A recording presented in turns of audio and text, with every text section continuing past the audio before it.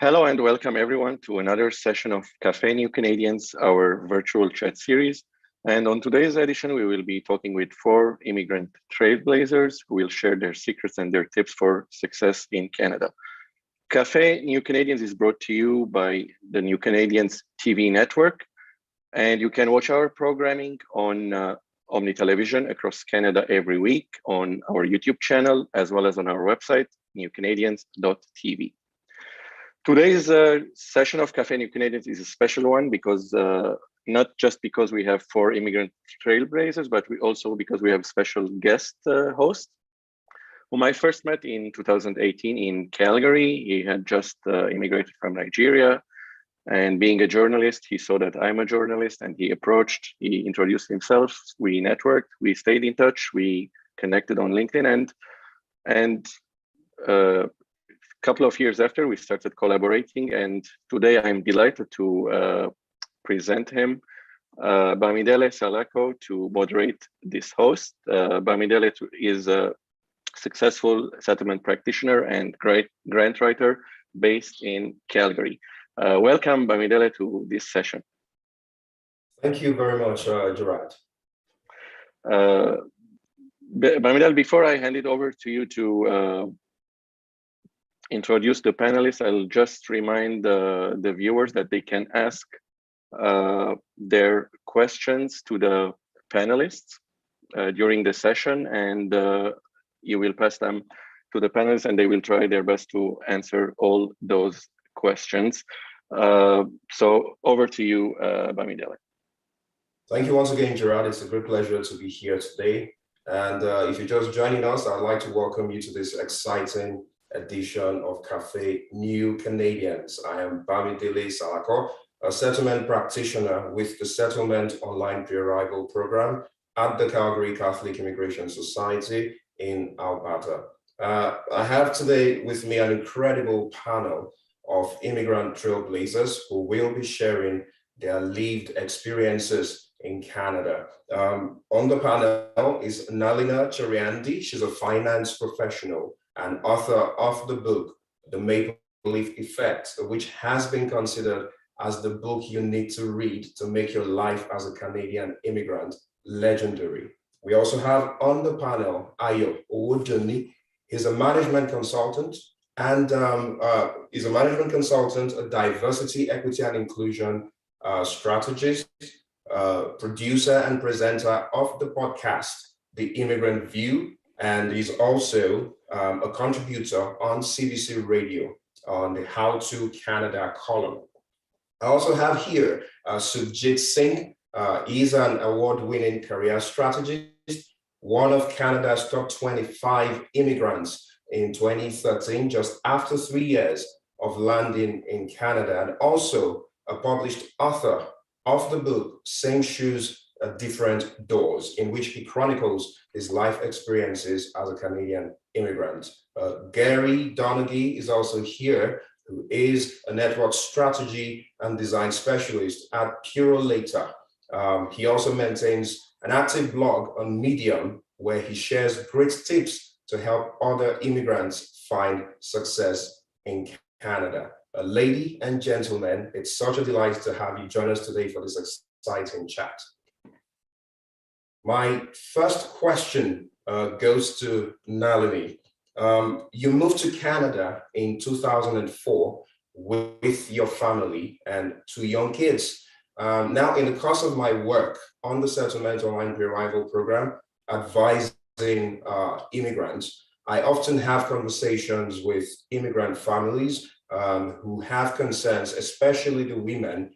Many of them are moving to Canada with 2 or 3 young kids of childcare and elementary school age. And the women in particular tend to have concerns about how they're going to be able to balance the demands of raising young kids, being part of the early development of their kids, and also pursuing their career and academic goals in Canada. Bear in mind that some of these immigrants were able back home to afford to hire at least 1 or 2 live-in housekeepers, and they also enjoyed the support of family with raising their kids while they pursued their career aspirations. So I'm just wondering, when you first land in Canada, that's not available to you. So I'm wondering, how were you able to successfully pull off raising young kids and also pursuing your career and academic goals in Canada?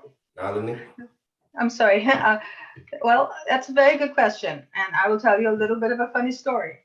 I came from a very academic family. My dad was your typical brown father. He wanted all boys. So God blessed him with all girls. He became a feminist overnight. He made sure his daughters were educated. He had a fear that we'd get married, and if there was something bad that happened, we weren't able to leave. So career was very important to me. Coming from a small island, there is help. There's family help, there's hired help, you get help with your children. So you can focus on your career. I came to Canada and I was very much career oriented. I did not get a job for a year. I suddenly moved from being the Minister of Finance, Health, Education in my house to being the Minister of the bathroom cleaning, the toilet cleaning, the kitchen. It was a shock to my system. I did not get a job for an entire year. So I stayed at home with my kids and I had to adapt to being a homebody, a mother in a house. And that was very difficult for me because I was very used to getting help and going out in the work world and forging my path. So what did I do? Literally one evening when I was, truthfully, it's the truth. I was literally cleaning the bathroom and wondering what is it that makes my 5-year-old son miss the bowl. And I'm scrubbing the floor and I'm thinking, this can't be my life. This cannot be what I came to Canada for. It occurred to me while I was home, I should run the house like a business. I should find a way to save money on my insurance, my home insurance. I should become Canada wise. I should go on the computer every day and find a way to save money. I should adapt to Canada because Canada is not adapting to me. I need to adapt to Canada. So I went online and I figured out how to fix my resume. In other words, change all the titles to Canadian recognized positions. I realized that I needed to network. I joined every club in my children's school. I went through the process of Canadianizing myself, presenting myself as a Canadian, which means I typically speak a lot faster than I'm speaking now. But the point of language is to communicate. So that was one thing I needed to learn, how to communicate effectively, how to speak slowly, how to understand my accent may be different for others to hear. So by the time I got a job, I was ready. But unfortunately, in Canada, balancing career and life, you need to accept that when you start, you are not going to be starting at the same position. You are going to be, my first job, I looked after an accounting department where I was paid less than everybody in the accounting department. Those are things you're going to have to do. It's not fair, it's not right, but you need to accept there are going to be some stumbling blocks on the way. So when you ask me how to balance, it depends what happens. If you come straight into a job, you need to learn quickly. If you don't come straight into a job, which is most likely, learn the system. Learn what makes you an effective interviewee. Learn how Canadians behave. In other words, what's the acceptable clothing for interviews? Learn how to present yourself in a certain way. That is what you should be doing at home if you're used to being a career person. And in my case, I also learned how to really clean a fridge properly. These are all things you learn. I'm stunned what I took for granted in Trinidad, having someone clean my house. I am stunned how much work it was. So it's all a learning experience, and balance between career and family, it will come. But if you have downtime, learn what it is to be a Canadian. Learn how to present yourself. Network. Networking could be going to your kid's soccer game. If that's what's available to you, do that. Wow, touching that inspiring story there, Nalini. I like how you summarize it in just one compound word, Canada-wise. And that brings me to the next question, Sujit. You know, many immigrants are concerned about how they will be perceived in Canada because of certain cultural characteristics that are an integral part of their core identity.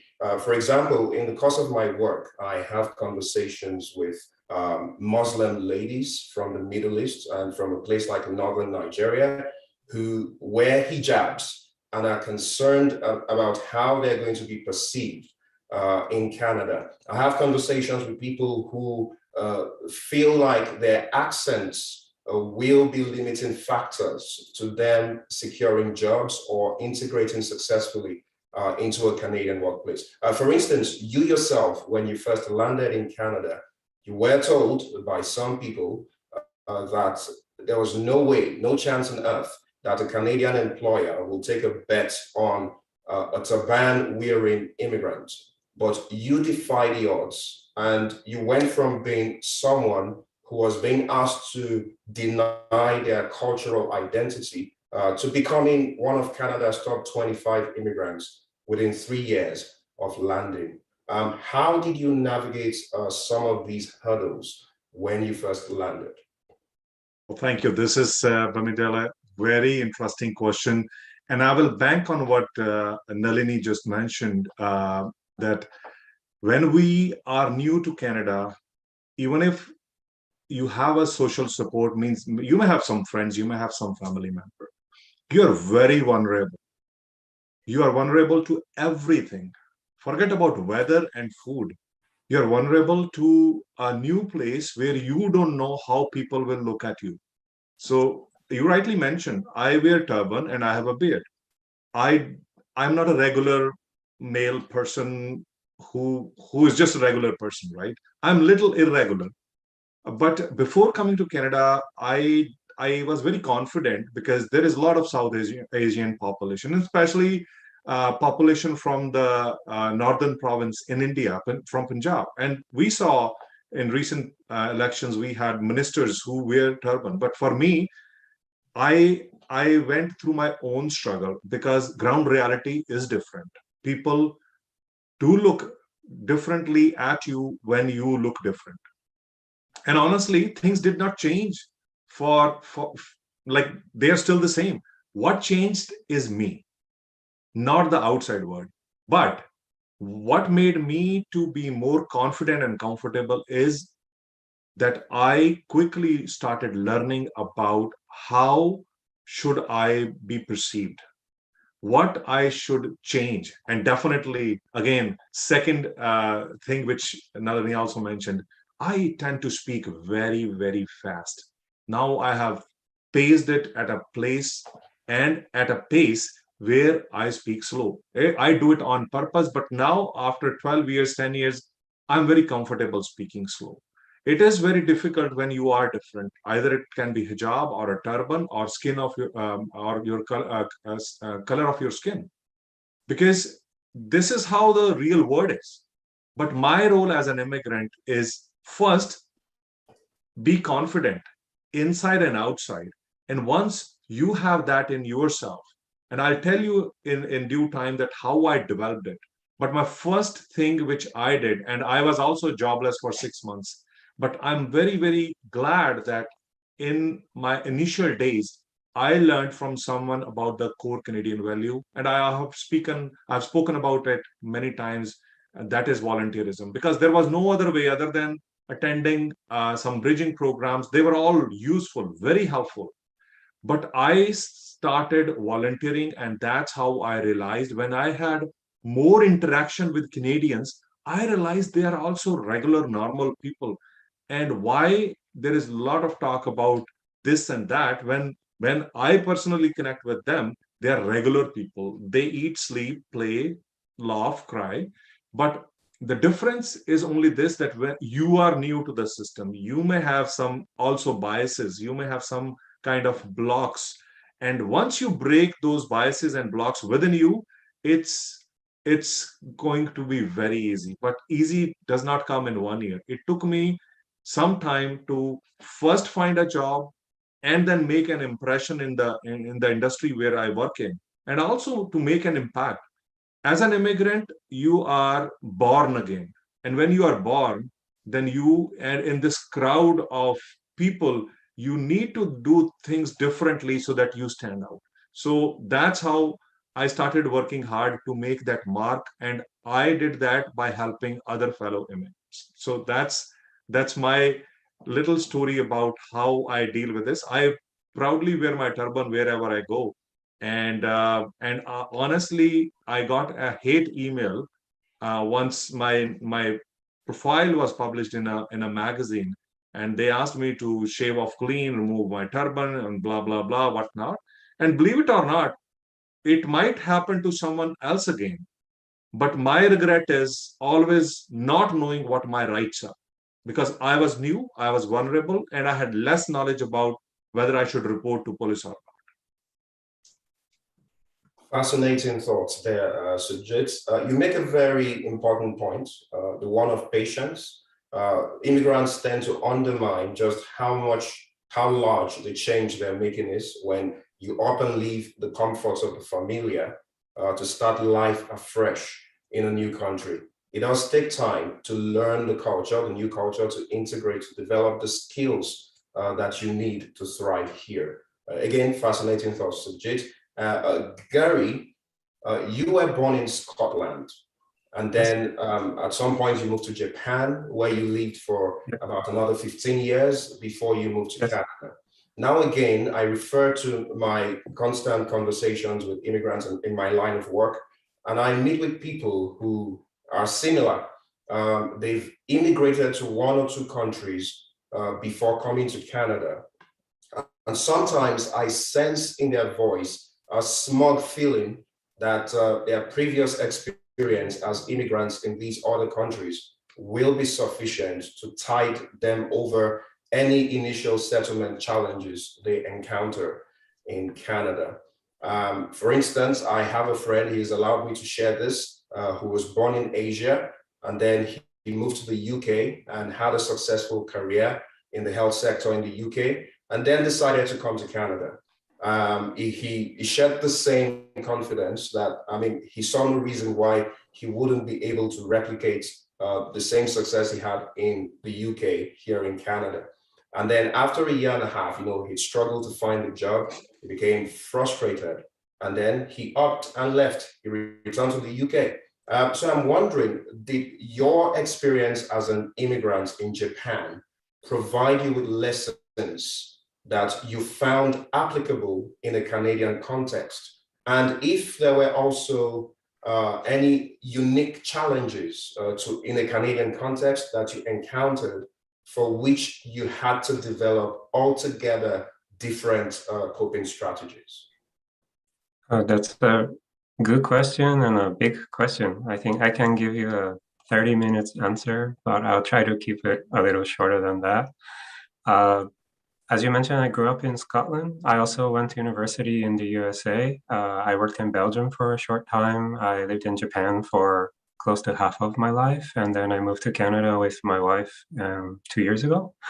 So when I arrived in Canada, I started calling myself a professional immigrant because it's the fifth country that I lived in, and I have all these past experiences. So for sure, the skill that I learned through that life experience is adaptability. So far, everybody is talking about the lessons that they learned adapting to Canada rather than Canada adapting to you. I don't think I would say I was smug, but I thought that I already have the toolkit and I know how to land somewhere new and make it home quickly. I'm the only very, very white person on this panel, so it might be strange to talk about visible minority, but as you mentioned, I lived in Japan for a long time, and I'm 190 centimeters tall, and I'm a very, very tall white person. So I was a visible minority there, head and shoulders above the average person. So I physically, literally stood out, and I experienced lots of discrimination there. And I used to think that's not fair, but I don't know what are my rights. I don't know how to deal with it. So I just accept the problem and move on. But over time, I learned the language. I grew my career professionally. I got better connections with some friends and changed jobs. I had a relationship, got married, started family, etc. And one day I realized, oh, the life is very comfortable here and I know how to navigate the problems. But that took me a very, very long time. Uh, when I moved to Canada with my wife, we faced some of the similar problems that probably the audience is going through right now or will experience ahead. But I knew I can do this. That's the thing that is the strongest feeling in my mind, in my heart, is no matter how much trouble we face or whatever kind of problem we face, I have that past experience. So I got through it then and I can get through it now. I think the one word to describe that is resilience. So I'm not sure I was ready for minus 30 degrees winter and stuff like that, but definitely like navigating a new culture, the resume adapting, networking from zero is tough. But I had a blueprint in my mind of what to do. So maybe this is an answer to a different question later in the chat. But for me, I'm also an engineer by background, so I like planning. And I found that making a plan before I arrived in Canada, so I had some idea of the things I should start with and what kind of network I would like to build and what kind of agencies or organizations I want to talk to. I had a pre-arrival mentor, for example, who also gave me advice. I knew I wanted to take a bridging program for newcomers. There's like a culture bootcamp. So I had a list in my mind of all the things I didn't know about Canada, and I made a plan at the beginning, a small plan, just a few steps, but I wanted to try and work on those things that I didn't know. And from there, we arrived in Canada 2 years ago this week. We had a little girl in the summer. She's 6 months old today. So my life, my family's life today is very different from when we arrived just 2 years ago. But we are deliberately working, my wife and I, to network, to make connections, to learn. And I fall between that I have to adapt to Canada and Canada has to adapt to me. I think everybody has special quality, unique ability, experience, capability. That's why Canada welcomes so many immigrants. We have value. We can contribute to the country. We can do a lot of great things. So the second thing, in addition to resilience, I would say, I echo the point before, is confidence. I know I'm a good person. I know I have good skills. I have good experience. I don't believe I deserve a job or I deserve a successful life, but I know that I have the confidence to work at it and make things happen. So yeah, I will summarize confidence and resilience. That's the lessons that I brought with me from my professional immigrant life when we landed. Remarkable insights, Gary. Thank you for sharing your story, and congratulations on 2 years in Canada, by the way, as well as the arrival of your daughter. I'm sure she's keeping you busy. I will refer to 2 points you made in addition to resilience and confidence. In passing, you mentioned planning, which is key. The quality of your preparation determines the quality of your performance, so to speak, when you arrive in Canada. And you also make an allusion to a very important topic, that it's not just about us adapting to Canada, but about Canada adapting to us, because we each bring a unique value to the country. Which brings me to the question for Ayo. Ayo, you're a DEI expert, diversity, equity, and inclusion. And I find that a lot of immigrants find themselves at the intersectionality of gender, race, religion, and so on. And as such, they face multiple barriers to social and economic integration in Canada. I read a report recently that stated that a high percentage of immigrants, racialized immigrants to be specific, do not, are unable, I should look that up, earn significantly lower than their Canadian-born counterparts with comparable levels of education. and also that racialized immigrants have limited representation in boardrooms and in management roles in corporate Canada, in government, in nonprofits. That brings me to my question for you. You and every member of the panel here today represent a growing breed of immigrant professionals who are able to defy the odds and achieve incredible feats in Canada. So I just wanted to ask you, I wanted to pick your thoughts from your personal experience and expertise, working with immigrants and Canadians alike. How might an immigrant professional position themselves to be competitive and successful in the Canadian workplace? Thank you very much for that question, Dilly. I really do appreciate it. Hi to everyone here. That is a very deep question that I think can be, we can give insights to those that are listening. We can give insights to those that are leading as well. I will first start out by saying that there's this equation that I learned a while back from a friend of mine. It says actual value plus perceived value is your overall brand. And many times as an immigrant, when we come in, one of the first things that we focus on is our actual value, our education, our diplomas, our certifications, and those types of things. And those things are great. But there's the other aspect, the perceived value. That's what is able to transcend and help you move to that next level. So the importance of networking. What do people see? What do recruiters see? What do board members see when they go online? I just recently joined a board. And after I came on, after the whole interview process, one of the key things that I heard from the board members and the board chair was, oh, we went online to search for you. We listened to the podcast. We read this. We saw this blog information. Those things were part of the strategic plan that were put in place because of that perceived value. So by the time I came in for the interview to join the board, it wasn't just the actual value, which was coming in at that point, but it's all the other things that has happened beforehand. So when it comes to Canada, there is a game.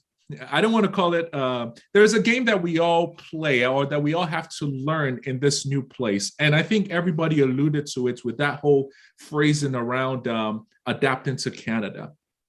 There is they're going to look for your education.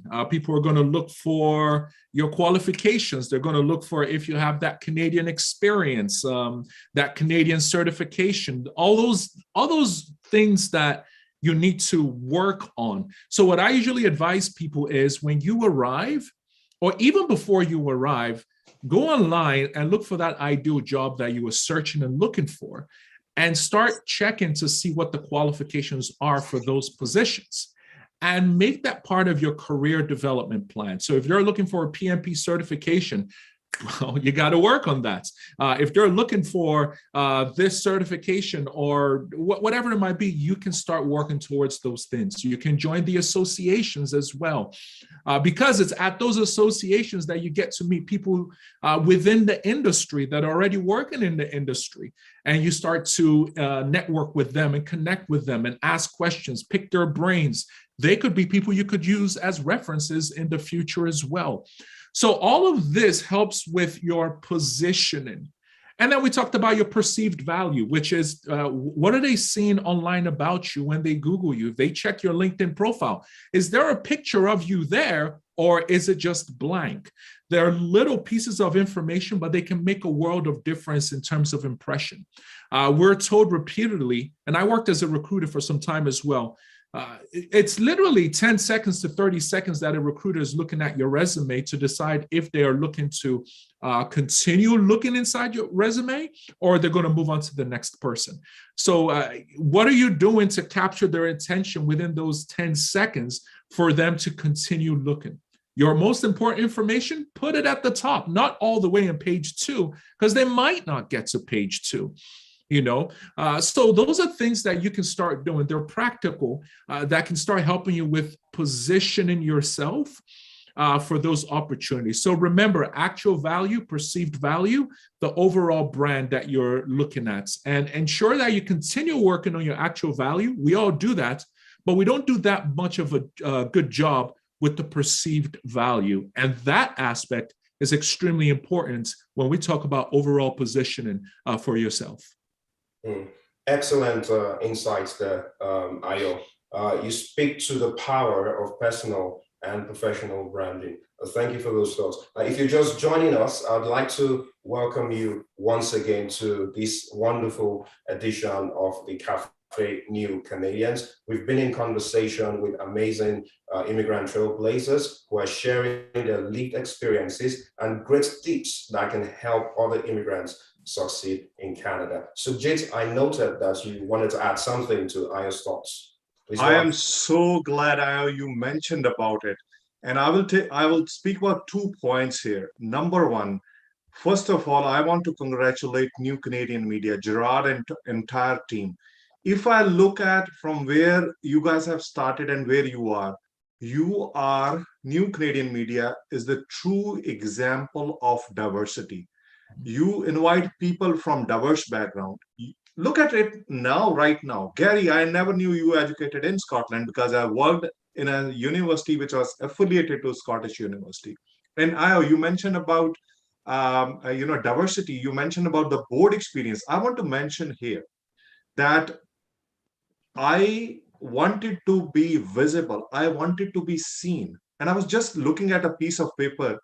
I sat on multiple boards, which does include Ontario Ministry of Labour at one point. Right now, I am at Public Policy Committee with Volunteer Canada. I contributed in past at least 14 in 14 different organizations or initiatives just to make my point. And I did make a point because out of all that, I knew that after certain years, I never applied for a position to sit on a board. Invitation came to me. So when you were mentioning that what people see in you, the actual value and perceived value, and I want to add, does it match? Because we can't control what others can see, but we know that how authentically we want to contribute and how authentically we are learning in this process. So I'm glad.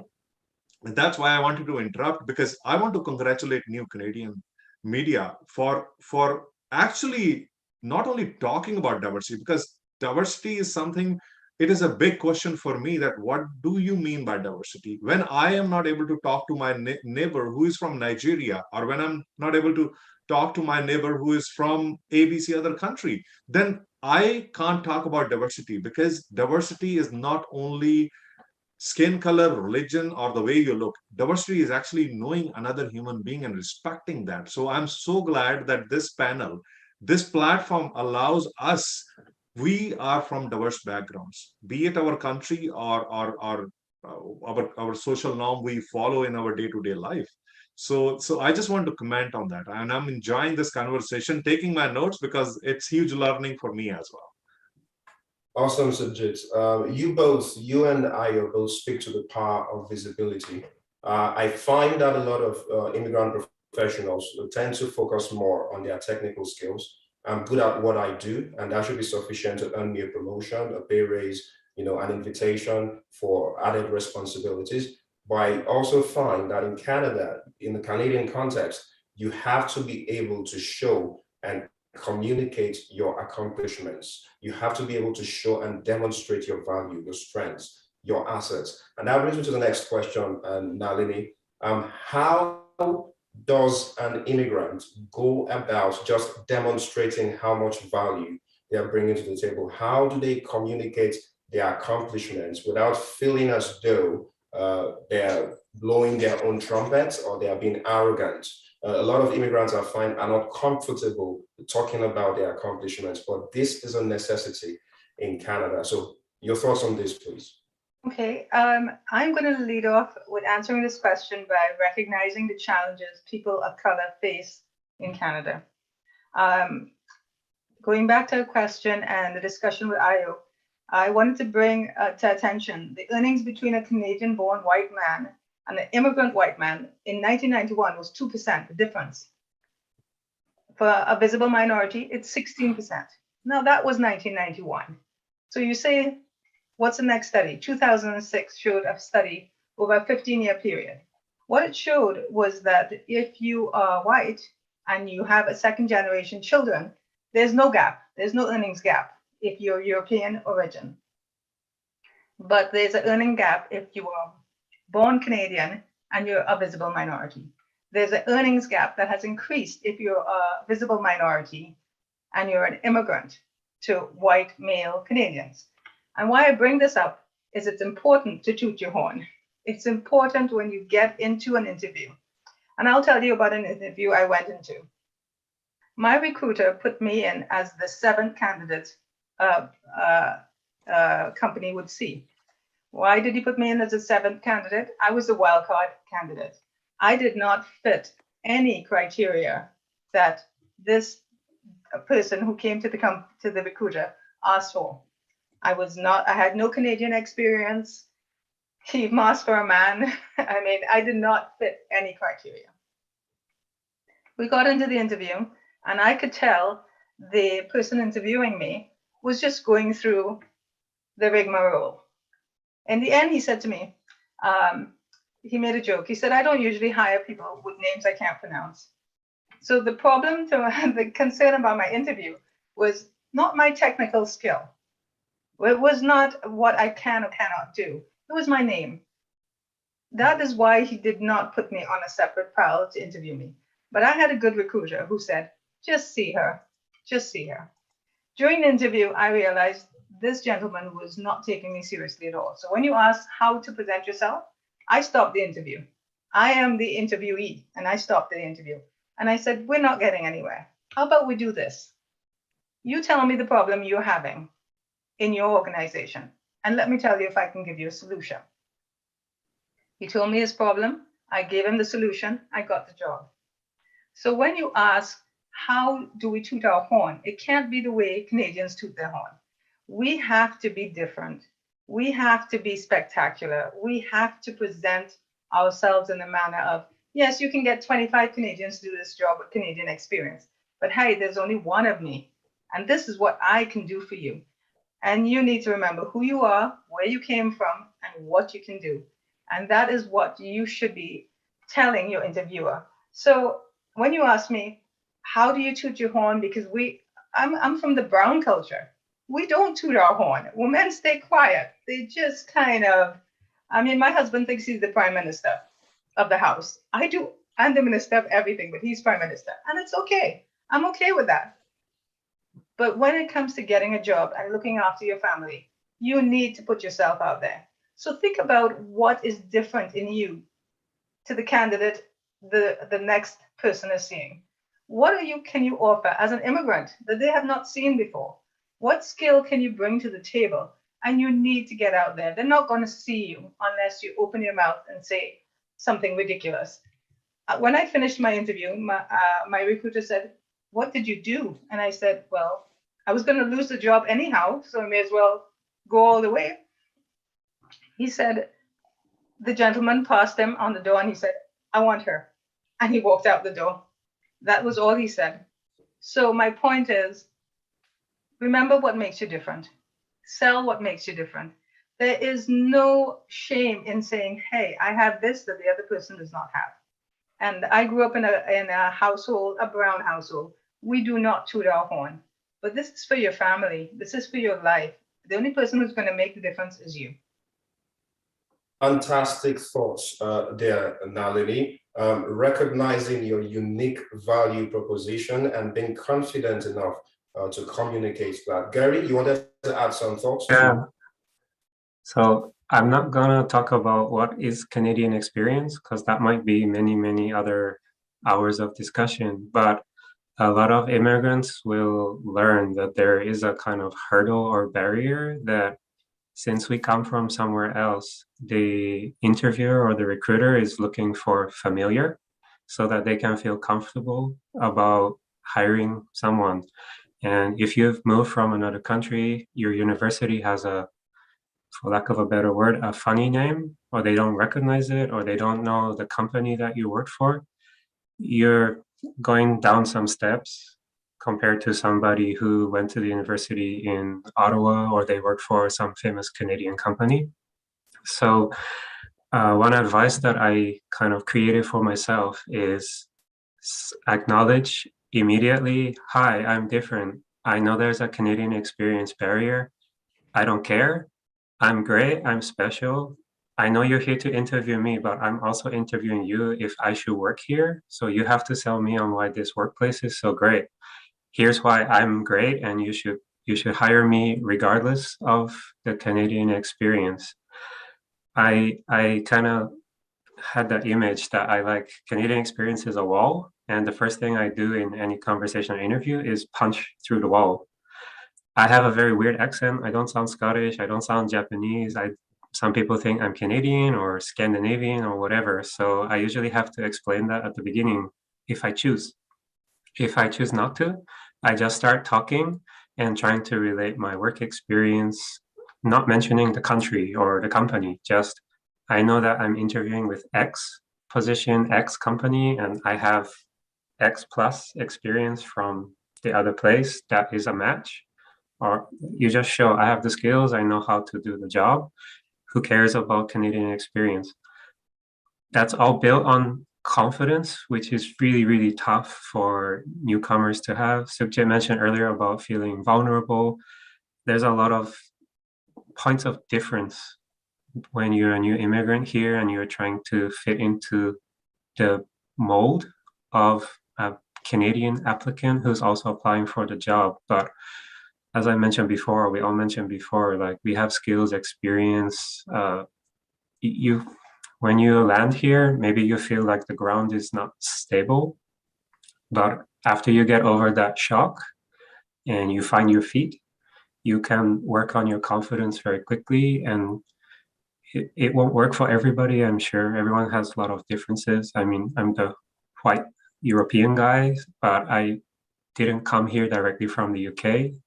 I came from Asia, so I kind of disconnect with people when they interview me because they think I'm British, but I didn't live there for 20 years. I came from like the Japanese work culture, so I also didn't toot my own horn. All the accomplishments I got was because of the team, for example, but I also had to learn, like Nalini was saying, I took the ownership of the results I had before. I recognized like the skills I used, the experience I had.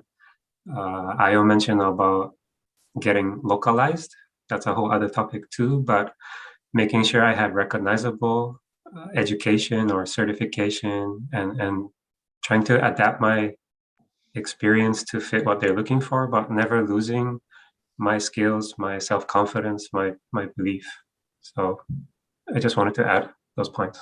That's remarkable. Ayo, Nalini's incredible story and Gary's thoughts after that are disruptive, I believe, for a lot of, and liberating, I should mention, for a lot of immigrants watching us right now. Not a lot of people knew they could actually do that in an interview.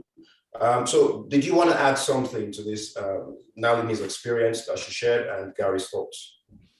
Yeah, in addition to what they share, which is phenomenal, I just recently read a book which I think validates this thought. It's actually right by my side. It's called Driven to Succeed. It is by the deputy mayor of Shelburne, Steve Anderson. I just finished it, and I thought it was a phenomenal book. And one of the key, his family came from Jamaica when he was a lot younger.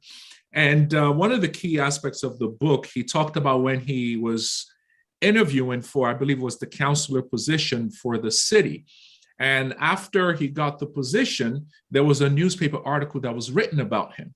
And, you know, when he was reading it, and he quoted the article, the mayor said in the article that out of all the people that interviewed for the role, he was the most prepared, that had every question answered, that had a plan, had a strategy, and was confident enough as he was talking about it.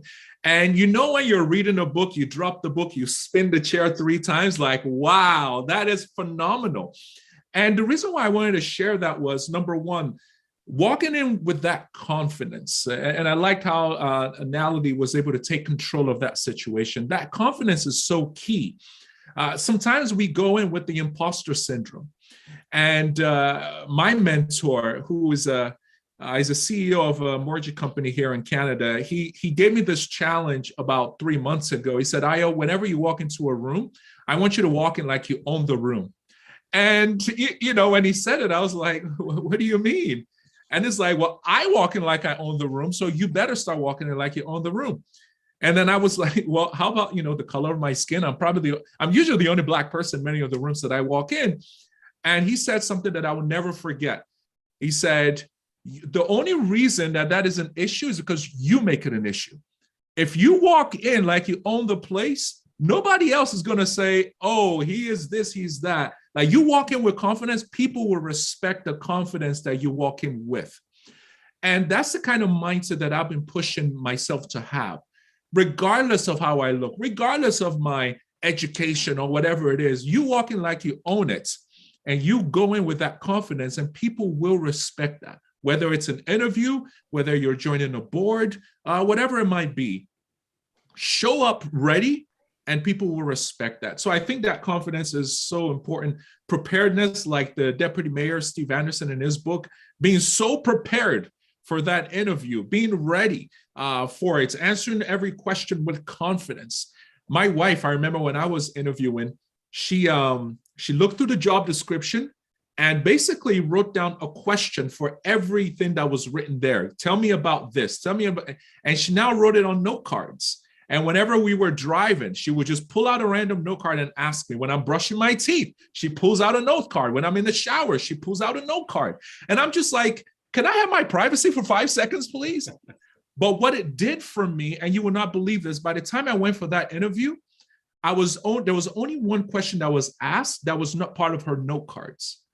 Every single question that was asked was part of the 50 note cards that she threw at me on a daily basis. And I was prepared with examples, with stories. In fact, I had like 2-3 scenarios for every one of them because we prepared so much. So preparedness and confidence, in addition, is so critical and can set you apart from everyone else.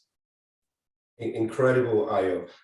And one of your points brings me to the next question as we begin to round up. So I'd like each of you to just answer this in about 2 minutes. Much has been made about the need for immigrants, to build strong professional and social networks of mentors and industry peers in Canada.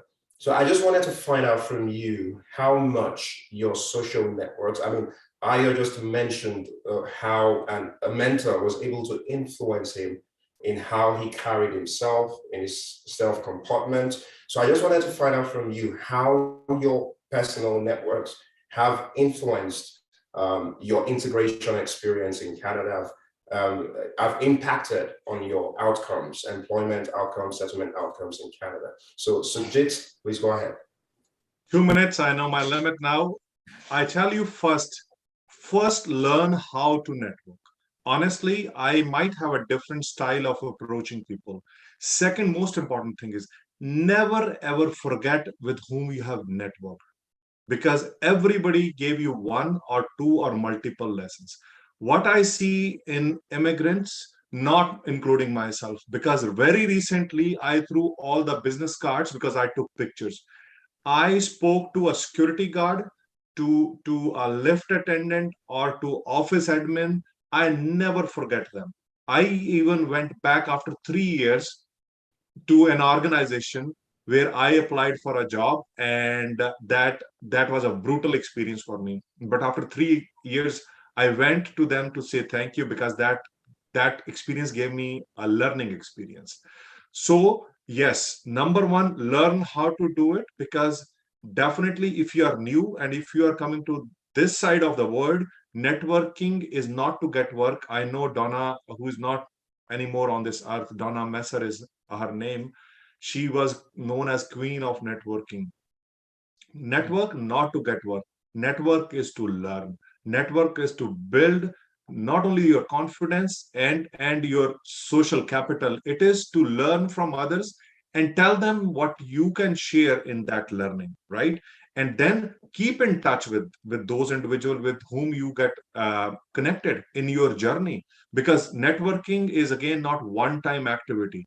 It is in multiple layers, and it should be part of your life as long as you are known as immigrant in Canada. In my life, I will quickly say it has played and still playing huge role in my life, both professionally and personally.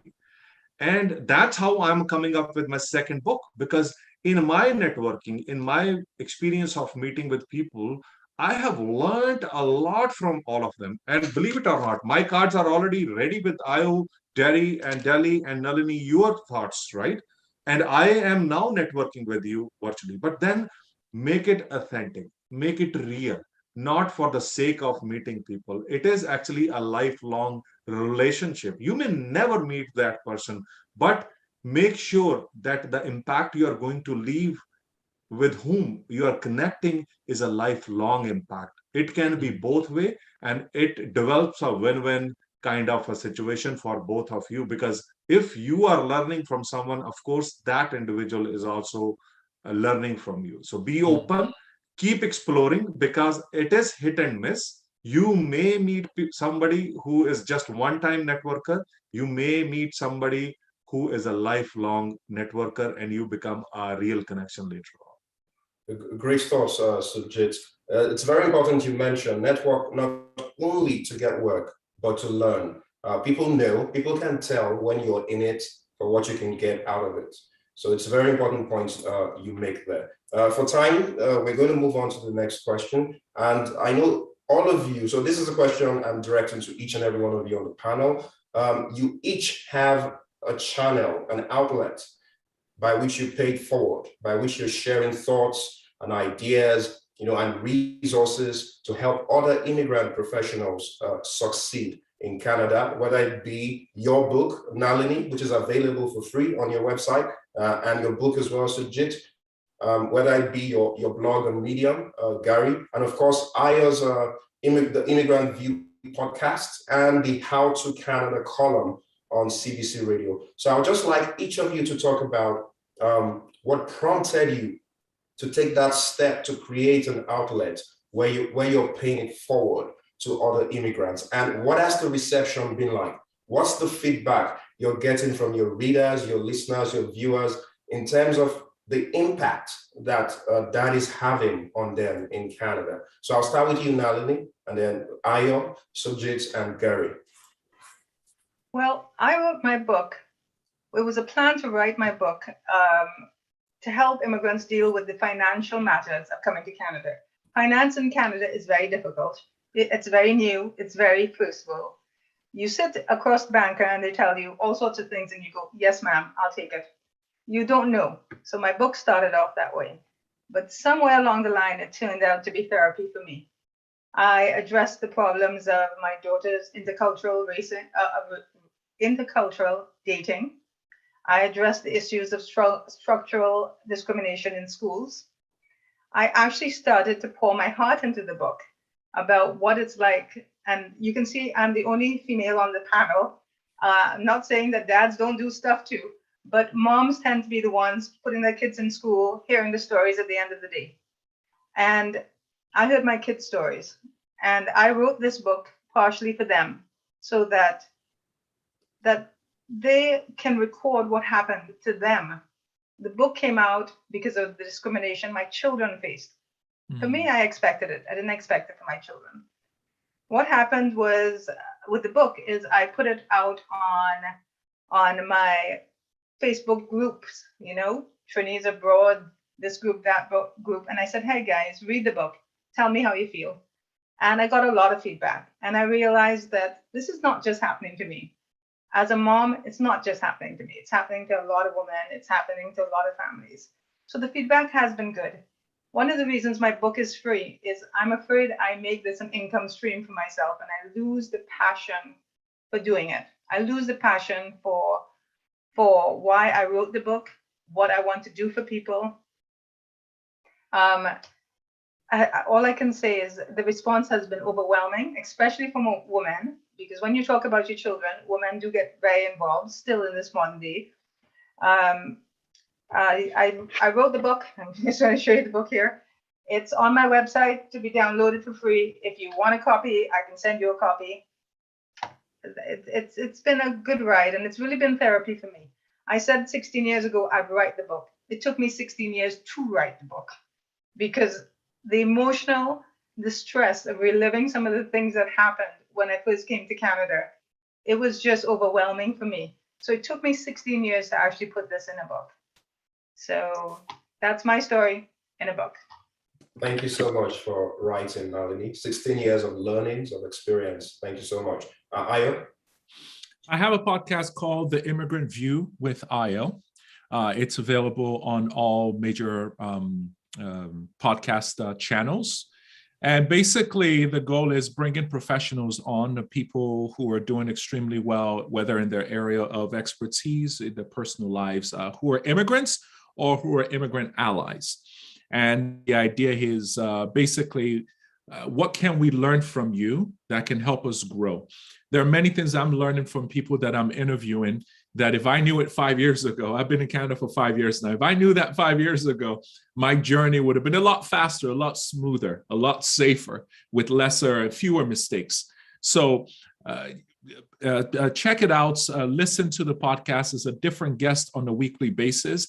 And I feel like I learn more than the listeners. In terms of the impact, I've had people reach out from India, Oman, Jamaica, so many different places. I have no idea how they find out about it, but they're either planning to move to Canada or they just recently arrived and they have questions and thoughts or asking if I can mentor and so many things. And I would say it's a privilege and it's an honor to be able to hear people, to be able to speak with people, and just find that platform to bring the experts to speak to them. I am not the expert. The experts are the guests. My job is just to ask questions and shut my mouth and let them do their thing. And it's really transforming lives. So the biggest challenge for me is learning to shut my mouth and allowing the guests to be able to really share their expertise with each individual. Ayo, you were asking how they found out about your podcast in Jamaica and other places. Value flows like a river and it has many tributaries. You know, that's how they found out. Sujit, please go ahead. Sure. How I decided to write a book it was not even my dreams. But I want to tell you that when I bought my home and one day something triggered, because by then I was speaking at many events. I am invited to many non-profit organization conferences where I'm just sharing my story through slides, showing them the pictures, because my story is made in Canada. Every single thing in this book is made in Canada. So you look, this represents Canadian dream. And you look, this is Canada's 150th logo. And you look at these shoes. These are my shoes. These are the shoes which I never wore. These are the shoes which most of immigrants, they will buy when they want to go for ABC job to run their kitchen, just put food on table.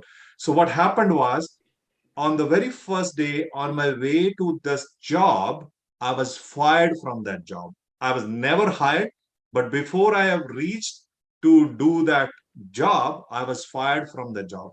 Remember, I was mentioning about 3 years after I went to the same employment agency to say thanks to this lady who fired me. She does not recognize me.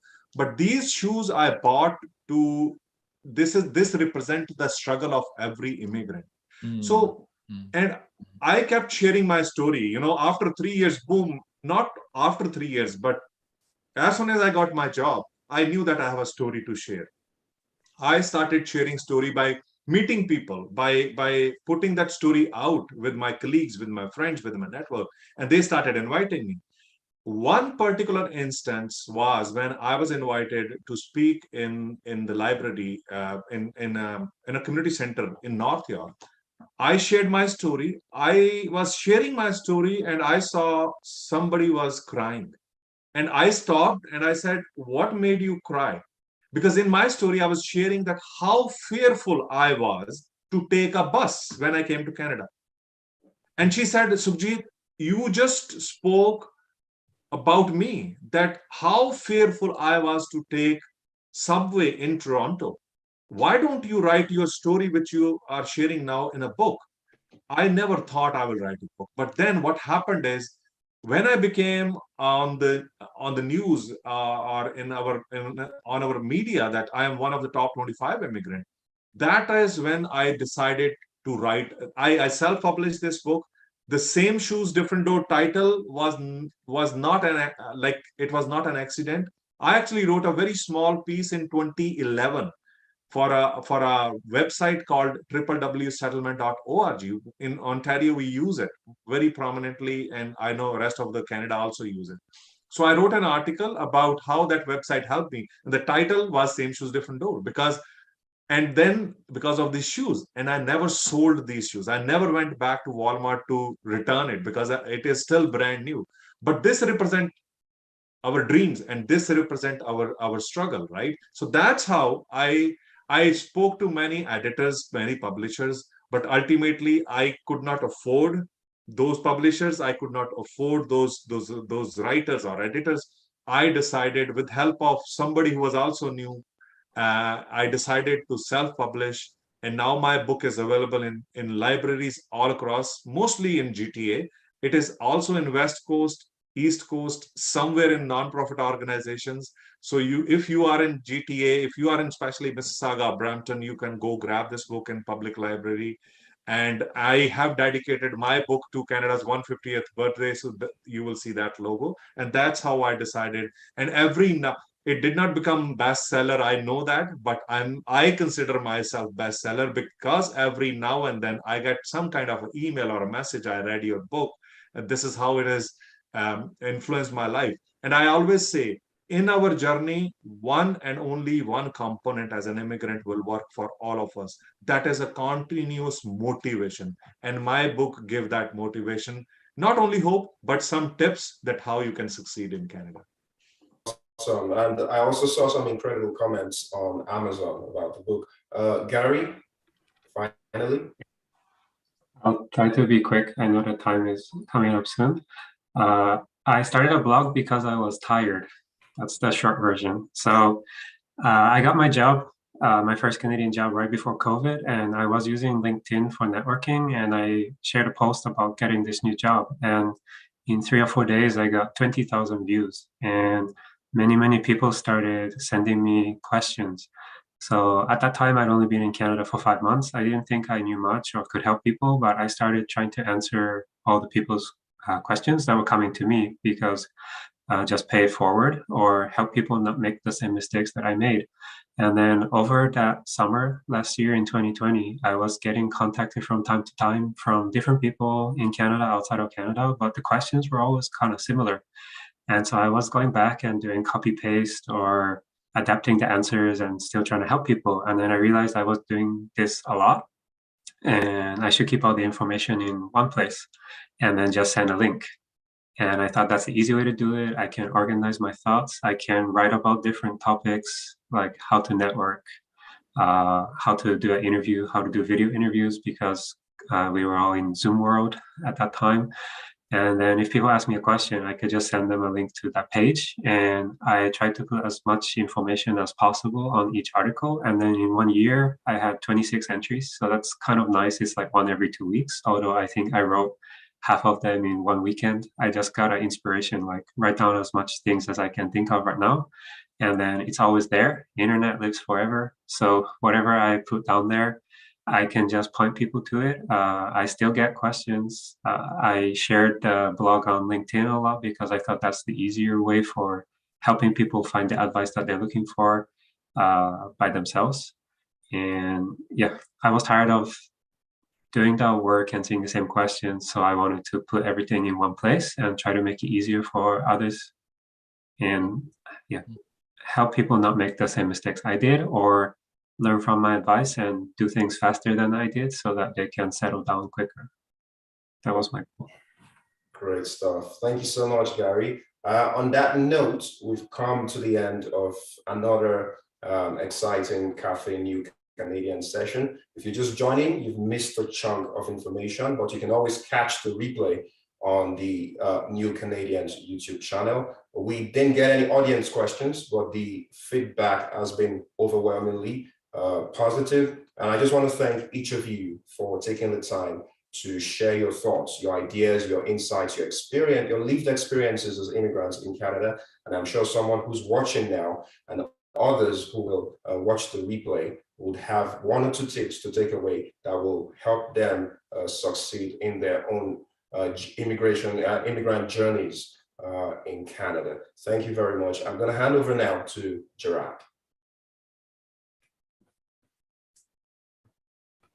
Thank you, Bamidele, for the moderation, and big thank you also to all the panelists, to Ayo, to Sukhjit, to Nalini, and to Gary for all the inspiration or tips, advice they gave, their experiences they shared. That's why we organize what we do, because it's always challenging for immigrants, but there's also a lot they can do to get around those challenges, to address those challenges successfully. And that's why we regularly, through our work, through TV, through the virtual space, through YouTube, through our website, we bring all this immigrant trailblazers and all this inspiration to guide people successfully forward. So thank you, everyone, once again. Just a quick reminder, I know we're over time. You will get a recording, a follow-up email that will include a recording of this session, as well as the links to the resources that our panelists had today. You can, as Nalini mentioned, you can download her ebook from her website. And surprise, we will do a giveaway. So one of the attendees of today's session on Zoom will get a print copy of Sukhjit's Same Shoes, Different Doors book. So we will make a random draw and contact the winner right after this session. And this is the link to Ayo's podcast and also to Gary's blog. So all these links will be included in the follow-up email. So if you couldn't grab them now, don't worry about it. As today's session, we continue to organize virtual chats, virtual panel discussions as part of Cafe New Canadians on a weekly basis. So if you want more of inspiring, helpful, trusted advice and information, please join us on one of our upcoming sessions. And to know about our upcoming sessions, you can always follow us on our social channels or on our Telegram messaging app, as well as through our newsletters that you can subscribe on the website. You can also follow and subscribe for the updates on our YouTube channel so that you are aware of all the live streams, all the videos we keep uploading to the channel. Those of you who have joined through Zoom, when you exit the webinar in a few seconds, you will find a survey waiting for you. Please take a few seconds of your time to fill this survey, because it will really help us make the experience even better for you in our future sessions. We always love to hear from our viewers, as the comments came in today on YouTube as well as on Zoom. We like to hear from you. So if you have any suggestions, comments, questions, please connect with us. Thank you once again to all the viewers who joined us from Canada and overseas. Thank you to Ayo, to Gary, to Bamidele, to Sukhjit, and to Nalini for your inspiration. Thank you to Shruti for organizing this session. And see you in a new episode of Cafe New Canadians